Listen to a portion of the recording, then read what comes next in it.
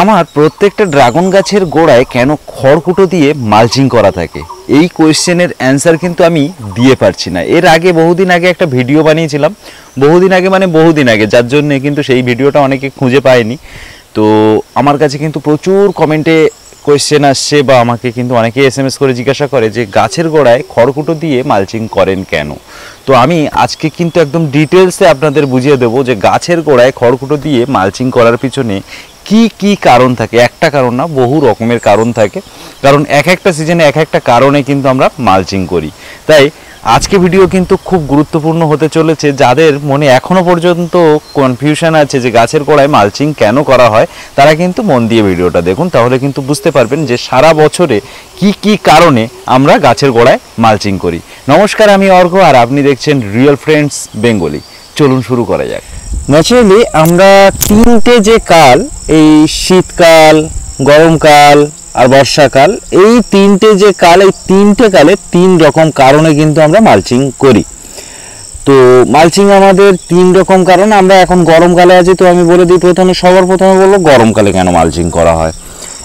দেখুন, গরমকালে আমরা ড্রাগন বাগানে জানি যে প্রচণ্ড গরমের ভিতরে গাছে সানবার্ন হয় বা প্রচুর অনেক রকমের সমস্যা হয়। সানবার্ন থেকে আমাদের গাছ ফাঙ্গাসে পরিণত হয়ে গাছে ফাঙ্গাস লেগে যায়, গাছে অনেক ডাল কেটে বাদ দিতে হয়, এরকম অনেক সমস্যা গরমকালে হয়। তো এই গরমকালে আর একটা সমস্যা যেটা হয়, যেটা হচ্ছে এই ধরুন এখানে মালচিং নেই, এরকম মালচিং যখন থাকবে না, এই যে শিকড়, এই শিকড় কিন্তু আপনার বাইরে বেরিয়ে যায়।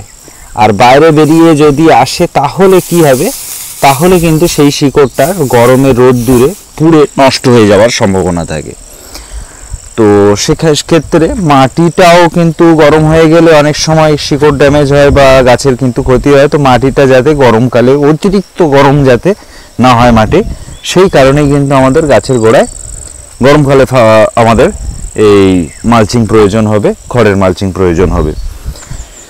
নেক্সট, এই খড়ের মালচিং গোড়াতে থাকলে গোড়াতে কিন্তু বেশি একটা ঘাসও উঠবে না, সেটাও কিন্তু আপনাদের একটা খুব গুরুত্বপূর্ণ বিষয়, যে ঘাসও কিন্তু প্রচুর সমস্যা করে ড্রাগন বাগানে।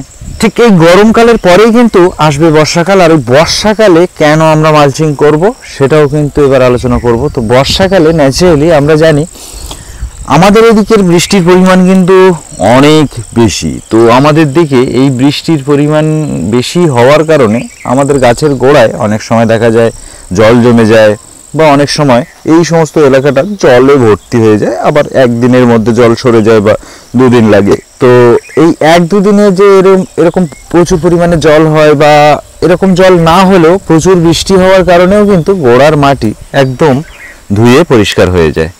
তো আমাদের গোড়ার মাটি মানে আপনারা খুব ভালো করে জানেন, যে কোনো একটা গাছের গোড়া আমি দেখিয়ে দিচ্ছি, এটা কিন্তু প্রপারলি আপনারা বুঝতে পারছেন, এটা কিন্তু পিওর মাটি নয়, এটা কিন্তু দেখতে পাচ্ছেন পুরোটাই সার, পুরোটাই সারে ভর্তি, পুরোটাই কিন্তু এখানে সারে ভর্তি।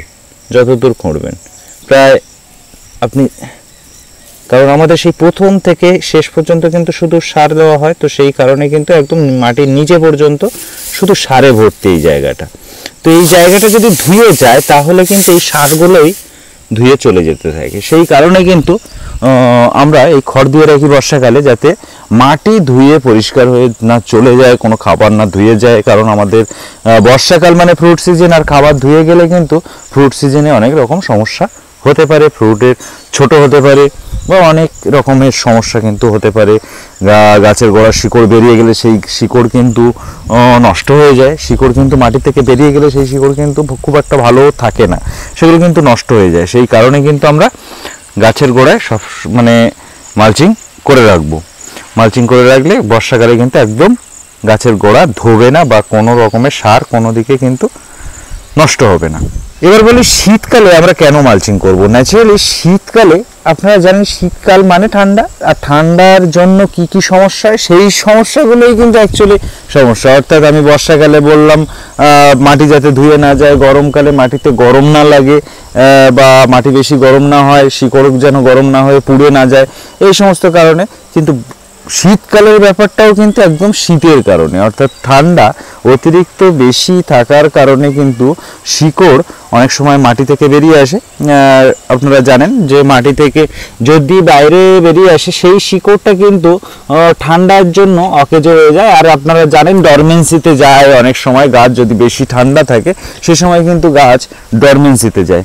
তো ডরমেন্সিতে গেলে কিন্তু গাছের মানে এই শিকড় বা গাছের গ্রোথ কিন্তু বন্ধ হয়ে যায়। শিকড় যেহেতু বাইরে থাকলে সেই শিকড়গুলো কিন্তু কুয়াশার জল লেগে বা যে কোনো উপায়ে বাইরে ঠান্ডায় কিন্তু শিকড়গুলো অকেজো হয়ে যেতে পারে বা কুয়াশার জল লেগে একদম ড্যামেজ হয়ে যেতে পারে। তো সেই কারণেই ঠান্ডা যাতে না লাগে, মাটি যাতে বেশি ঠান্ডা না হয়, সেই কারণেই কিন্তু শীতকালে মালচিং করা হয়। অ্যাকচুয়ালি আমরা যে কারণগুলো বললাম, কারণগুলো আলোচনা করলাম, শীতকাল, বর্ষাকাল বা গরমকাল, এই গরমকালে কি কারণে দিলাম, গরমকালে আমরা মাটি যাতে গরম না হয়, বর্ষাকালে মাটি যাতে জলে ধুয়ে না যায়, শীতকালে বেশি ঠান্ডা যাতে না লাগে। তাহলে ব্যাপারটা বুঝতেই পারলেন যে এই কালগুলোতে বর্ষাকালে বর্ষা হয় বেশি, শীতকালে ঠান্ডা পড়ে, আর গরমকালে গরম পড়ে।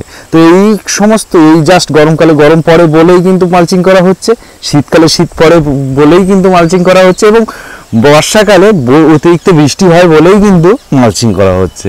তো কারণগুলো মানে মালচিং করার কারণগুলো নিশ্চয়ই আপনারা বুঝতে পেরেছেন। ন্যাচারালি যে কালে আপনি মালচিং করবেন সেই কালটাই হচ্ছে কারণ থাকবে মালচিংয়ের। গাছের গোড়ায় কেন মালচিং করবেন সেটা নিশ্চয়ই আপনারা শিখে গেছেন বা জেনে গেছেন। তবে শুধুমাত্র মালচিং নয়, অবশ্যই খাবার কিন্তু প্রপার পরিমাণে বা প্রপার খাবার কিন্তু অবশ্যই ড্রাগন বাগানে দিতে হবে। যদি খাবার কি কি দিতে হবে সেটা জানতে চান তাহলে প্রত্যেক মাসে দেখবেন আমার মান্থলি ফার্টিলাইজিং ভিডিও কিন্তু পেয়ে যাবেন। সেই মান্থলি ফার্টিলাইজিং ভিডিও কিন্তু অবশ্যই ফলো করলে আপনি বুঝতে পারবেন ড্রাগন গাছে কেমন ধরনের অর্গানিক খাবার দিতে হয়। যেহেতু আমরা 100% অর্গানিক ফার্মিং করি, সেই কারণে কিন্তু আমরা কিন্তু 100% অর্গানিক খাবার দিই। আর যারা আমার মাধ্যমে চারা চাইছেন এই মুহূর্তে ড্রাগন ফলের চারা, বিভিন্ন ভ্যারাইটির প্রায় 100-র কাছাকাছি ড্রাগন ফলের ভ্যারাইটি কিন্তু আমার মাধ্যমে আপনারা কালেকশন করতে পারবেন। কি করতে হবে তার জন্য স্ক্রিনে এখানে একটা নাম্বার আপনারা এখন দেখতে পাচ্ছেন, এই নাম্বারে আমাকে কিন্তু একটা SMS পাঠাতে হবে হোয়াটসঅ্যাপে। এটা কিন্তু আমার হোয়াটসঅ্যাপ নাম্বার, এই নাম্বারে কিন্তু হোয়াটসঅ্যাপে আমাকে SMS পাঠাবেন। আর লিখবেন কি প্রাইস লিস্ট বা ভ্যারাইটি লিস্ট, জাস্ট এইটুকু লিখে আমাকে সেন্ড করে দেবেন। আমার মাধ্যমে যে 100 বা 100-র বেশি ড্রাগন ফলের ভ্যারাইটি আপনারা কালেকশন করতে পারবেন তার একটা লিস্ট কিন্তু আমার কাছে তৈরি করা আছে। আপনার SMS এর রিপ্লাই হিসেবে আমি কিন্তু অবশ্যই আপনার নাম্বারে সেই লিস্ট সেন্ড করে দেবো। আর ভিডিওটা ভালো লেগে থাকলে লাইক, শেয়ার, কমেন্ট তো অবশ্যই করবেন, সঙ্গে সাবস্ক্রাইব করতে কিন্তু একদমই ভুলবেন না। তার সঙ্গে ভিডিওটা আজ এই পর্যন্ত, দেখা হবে পরের ভিডিওয়ে। ধন্যবাদ, ভালো থাকবেন, নমস্কার।